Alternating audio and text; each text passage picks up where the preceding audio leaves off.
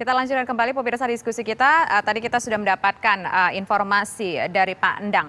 Apa-apa saja syarat-syaratnya, ada 4 syarat tadi. Tapi kalau ngelihat dari syarat tersebut tampaknya masih sulit nih untuk Indonesia bisa mengirimkan jemaah umrohnya. Apa yang menjadi kendala, Pak Hidayat Nur Wahid? Ya baik. Yang menjadi kendala terutama adalah apa yang juga kita baca secara langsung dari pernyataan dari pihak pemerintah Saudi Arabia maupun juga realita global yang ada, yaitu masih menyebarnya pandemi COVID-19. Dan setiap negara pastilah mementingkan agar terjadi keamanan, keselamatan, kesehatan bagi warganya maupun bagi warga yang lain yang datang ke negaranya. Dan itulah yang juga menjadi perhatian Saudi Arabia dan saya kira juga menjadi perhatian di Indonesia. Kita mengetahui memang sudah ada beragam perbaikan. Di Saudi Arabia ada perbaikan, di Indonesia juga ada perbaikan. Tetapi realita tentang COVID-19 ini kan memang masih terjadi dan masih berkembang di beberapa negara. Tadinya sudah membaik, kemudian ternyata kena lagi. Bahkan Brunei pun tadi sudah membaik, kemudian kena lagi sehingga lockdown. Demikian juga kejadian dengan Singapura, dengan Malaysia, Australia, New Zealand. Kejadian-kejadian yang sangat penting untuk kita semuanya selalu waspada. Jadi dari sisi ini, saya kira memang diperlukan kerjasama yang lebih kuat lagi, lebih meluas lagi, sehingga masalah ini bisa kita atasi bersama. Karena memang Saudi Arabia tidak hanya memberlakukan ban ini dalam berlaku kepada Indonesia. Banyak negara Teluk juga belum diizinkan untuk umroh ke Saudi Arabia. Banyak negara Arab juga demikian. Bahkan negara-negara yang dikenal sebagai yang mengirimkan jemaah umroh terbanyak sedunia, begitu ya, itu juga belum mendapatkan kesempatan untuk bisa berumroh sampai hari ini, gitu ya. Itu juga belum diberikan kepada Pakistan, belum diberikan kepada Turki, belum diberikan kepada India, belum diberikan kepada Indonesia. Jadi karenanya kondisi yang mudah-mudahan tidak membuat kecil hati Indonesianya, karena sekalipun kondisinya demikian, saya berkeyakinan bahwa pihak Saudi Arabia juga akan objektif melihat perkembangan keseriusan dari pihak Indonesia untuk memperbaiki kinerja dan sekaligus juga kondisi di mana Indonesia sudah posisinya sekarang sudah semakin berkurang, yang terkena COVID-19 semakin berkurang, yang wafat juga semakin berkurang, kesembuhan semakin meninggi, dan kemudian pun juga tingkat vaksinasi semakin membanyak. Nah, ini perlu dikomunikasikan secara langsung oleh pihak Indonesia kepada pihak Saudi Arabia. Menurut saya akan sangat baik bila kemudian komunikasi langsung ini dilakukan oleh Pak Menteri Agama kita dengan Menteri Urusan Haji Saudi Arabia. Atau bahkan kalau Pak Jokowi yang langsung melakukan, Presiden kita, itu akan jadi lebih baik lagi, karena pastilah pihak Saudi akan mempertimbangkan ya perkembangan yang ada di Indonesia, segala yang kemudian bisa menghadirkan koreksi dan atau klarifikasi atas beragam kekhawatiran, termasuk juga kekhawatiran apa yang mungkin dirasa oleh Saudi Arabia ketika mereka mendengar dari pernyataan dari pihak Indonesia bahwa yang datang dari Saudi Arabia akan mendapatkan perhatian khusus sebagaimana yang datang dari negara yang lain, bahkan akan ada karantina dan lain sebagainya. Karena pihak Saudi Arabia saya pernah mendengar bahwa mereka tidak ingin yang datang dari Saudi Arabia kemudian membawa masalah penyebaran COVID-19 atau virus apapun di Indonesia. Ini tentu membuat Saudi Arabia juga semakin hati-hati untuk tidak kemudian menerima orang datang ke Saudi Arabia, tapi juga orang yang akan keluar dari Saudi Arabia karena umroh maupun juga hal-hal yang lain. Tapi apapun menurut saya Islam mengajarkan silaturahim dan Indonesia dengan Saudi Arabia hubungannya sangat baik. Bila ini kemudian ada komunikasi langsung begitu ya, dengan masing-masing menyampaikan tentang apa yang menjadi masalah, menjadi keberatan, dan sekaligus progres apa yang sudah bisa dilakukan, sekaligus kesepakatan baru yang bisa dimunculkan, saya berkeyakinan bahwa akan ada solusi yang bisa dilakukan dan bisa diwujudkan, dan mudah-mudahan itu tidak lama lagi bisa dilakukan. Oke, baik. Nah, kalau melihat dalam kondisi saat ini ya, vaksinasi juga sudah mulai, meskipun belum signifikan angkanya di Indonesia. Kasus juga di Indonesia juga sudah mulai berkurang, Pak Endang.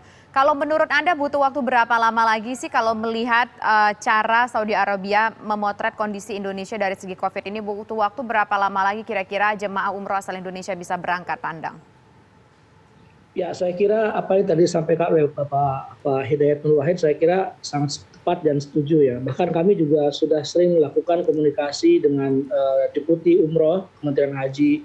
Kemudian baru-baru ini juga kami sudah berkoordinasi dengan Komite Nasional Haji dan Umroh. Ya, mereka luar biasa apresiasi dan memprioritaskan Indonesia untuk tetap menjadi prioritas masuk ke Arab Saudi. Itu ada statementnya, Pak Endang. Ada statementnya Indonesia ya. akan mendapatkan prioritas. Ya, betul. Kami sudah bertemu dengan Deputi Umroh Kementerian Haji, kemudian juga dengan Wakil Menteri, dan mereka cukup luar biasa respect kepada negara kita sebagai pengirim terbesar nomor 2 setelah Pakistan.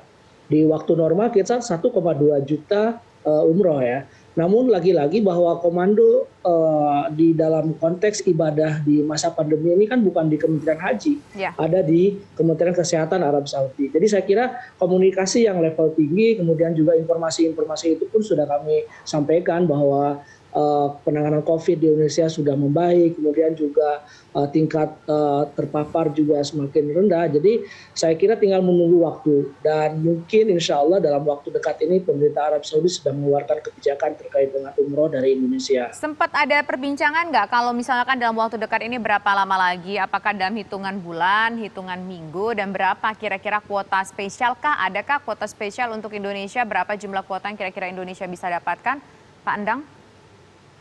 Ya, saya kira itu kan teknis ya. Dalam perbincangan dengan beberapa instansi terkait juga mereka sudah menyampaikan hal tersebut ya. Jadi dalam waktu dekat ini ya kemungkinan di Oktober, atau juga mungkin kalau tahun lalu kita melihat di November ya. November itu sudah mulai dibuka internasional. Tapi mudah-mudahan dalam tahun ini lebih cepat.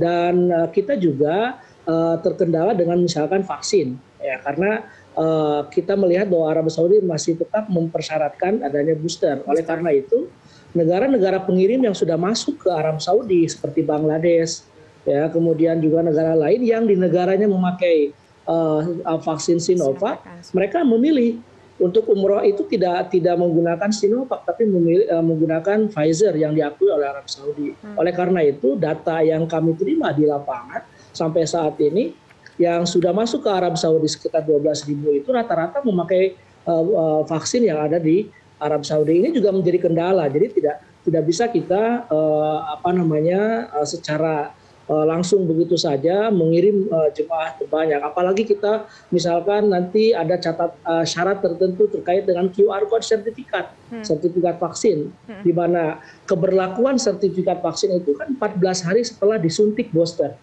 Ini juga kan memakan waktu. Kemudian berapa banyak yang sudah divaksin dari jemaah umroh, katakanlah yang tertunda tahun kemarin 60.000. 60.000 itu sudah berapa banyak yang sudah divaksin? Apakah sudah 2 kali atau 1 kali? Karena ketika 1 kali, mereka harus tetap di karantina 4 hari. Ketika dia sudah vaksin 2 kali, kemudian plus booster, dia tidak ada karantina. Dan dia harus langsung melakukan umroh. Jadi banyak teknis-teknis yang harus kita juga persiapkan dari pihak Indonesia juga. Gitu. Dari persiapan vaksinnya, persiapan teknis sertifikasi vaksinnya, dan juga provider yang ada di Indonesia. Oke, baik. Nah, terakhir saya ingin ke Pak Hidayat Nur Wahid. Pak Hidayat, kalau berbicara teknis ini kan sebetulnya PR-nya cukup banyak ya untuk memberangkatkan umroh kalau nanti kita mudah-mudahan dapat nih jatah. Kita masih berharap meskipun sampai sekarang belum ada angin segar begitu. Nah, berbicara soal vaksin, kita sendiri WHO juga sepakat nggak ada istilahnya booster. Kemudian juga di Indonesia saat ini juga siapapun ya sudah tidak ada istilahnya booster lagi begitu. Karena kita memang saat ini hanya wajibnya 2 kali. Ini apakah sudah dipikirkan mekanisme ini? Akankah diberikan kespesialan tertentu kepada calon jemaah umroh kalau nanti kita dapat spesialisasi boleh berangkat ke sana, Pak? Ya, yang kita dengar dari pihak Kementerian Kesehatan ya, setelah dikomunikasikan oleh Komisi 9 maupun juga oleh Asosiasi Pengarah Haji dan Umrah Ampuri, pihak Kementerian menyampaikan bila memang Saudi Arabia mensyaratkan itu dan mengizinkan atau membuka pintu bagi jemaah umrah Indonesia, maka Kementerian Kesehatan siap untuk memfasilitasi, memprioritaskan khusus untuk jemaah umroh untuk bisa diberikan booster untuk penguatan vaksin menjadi vaksinasi yang ketiga untuk memenuhi persyaratan yang diminta oleh Saudi Arabia. Saya kira itu sebuah kesediaan yang sangat luar biasa yang menurut saya menjadi solusi yang sangat baik.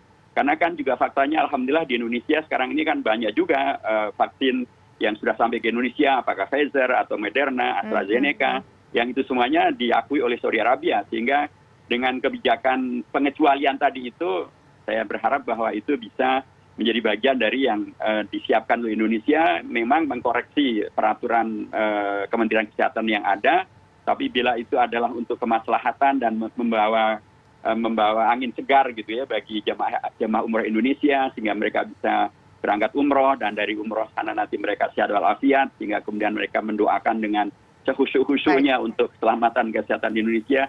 Saya kira itu adalah sebuah alternatif yang sangat baik. Tetapi juga memang sangat penting untuk pihak Indonesia memastikan bahwa jangan terulang kasus yang dulu. Dulu kan pernah dibuka, tapi kemudian ternyata ada yang terbukti negatif, terbukti positif terkena COVID, sehingga kemudian dilakukan karantina dan kemudian berikutnya pintu untuk Indonesia ditutup. Ini tidak boleh terulang kembali, sehingga penting untuk dipastikan bahwa teknis keberangkatan dari Indonesia adalah betul-betul yang sudah memenuhi persyaratan untuk bisa diberangkatkan, supaya bila itu dibuka terus dan tidak menjadi masalah berikutnya. Oke, baik. Terima kasih Pak Hidayat Nur Wahid atas waktunya sudah bersedia berbincang bersama kami di program Kabar Penampilan. Terima kasih juga Pandang sudah bersedia berbincang bersama kami.